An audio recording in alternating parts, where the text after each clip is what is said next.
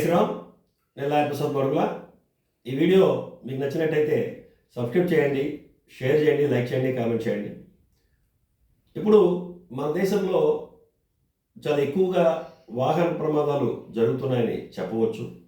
అయితే ఈ వాహన ప్రమాదాలు జరిగినప్పుడు డ్రైవర్ నిర్లక్ష్యం వలననో, డ్రైవర్ నిద్రమత్తు వలననో, రాంగ్ రూట్ వలననో, లేదా రాంగ్ పార్కింగ్ వలన జరిగిందని సాధారణంగా మనం వింటూ ఉంటాం.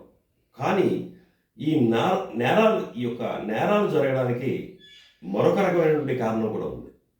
అదేంటంటే గతంలో వాహనాల్ని చాలా దృఢమైనటువంటి మంచి మెటీరియల్తో తయారు చేసేవారు. వాహనాలు కూడా బరువు ఎక్కువ ఉండేవి. కానీ నేడు టెక్నాలజీ పేరు చెప్పి ఈ వాహనాల్ని చాలా తేలికైన, చాలా పలచగా ఉన్నటువంటి మెటీరియల్తో తయారు చేయడం వల్ల వాహనాలు చాలా తేలిగ్గా ఉంటుంది. గతంలో వాహనాలు బరువుగా ఉండడం వల్ల ఏదైనా యాక్సిడెంట్ జరిగితే ఆ యొక్క వాహనం ఎక్కువగా దెబ్బతినేది.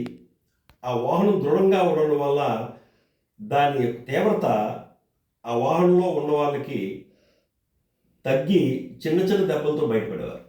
కానీ నేడు ఈ వాహనాలు తేలికగా ఉండడం వల్ల, పలచని మెటీరియల్తో తయారు చేయడం వల్ల ఏదైనా యాక్సిడెంట్ జరిగితే ఆ వాహనం అప్పుడే నుజ్జు అయిపోయి ఆ వాహనంలో ఉన్న వాళ్ళకి తీవ్ర గాయాలు అవ్వడం, ఒక్కొక్కసారి చనిపోవడం కూడా జరుగుతుంది.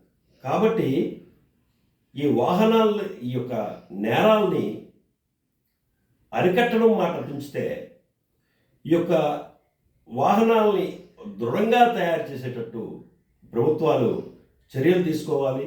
ఆ విధంగా ఈ యొక్క వాహన బాడీలు చాలా స్ట్రాంగ్గా ఉండాలి, మంచి మెటీరియల్ వాడాలని చెప్పి ప్రభుత్వాలు ఖచ్చితమైనటువంటి మార్గదర్శకాలు కూడా ఈ వాహన నిర్మాణ సంస్థలకి ఇచ్చి అవి అమలుపరిచేటట్టు చూస్తే ఎంతో కొంత ఈ యొక్క ప్రమాదాల తీవ్రతను తగ్గించవచ్చు ముందుగా.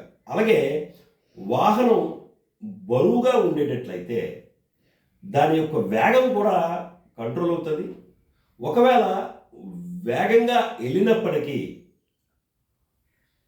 దాన్ని ఆపాల్సి వస్తే ఆ బరువు వల్ల వాహనం నిలబడుతుంది కూడా.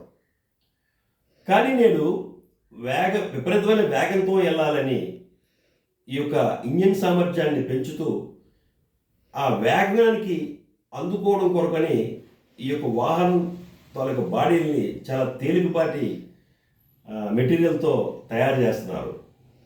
కాబట్టి ఈ యొక్క వాహనాల తాలూకా బరువుని పెంచేటట్లు, స్ట్రాంగ్ మెటీరియల్ తయారీలో వాడేటట్టు కానీ ప్రభుత్వాలు చూసినట్లయితే ఎంతో కొంత ఈ యొక్క వాహన ప్రమాదాలని తగ్గించవచ్చు.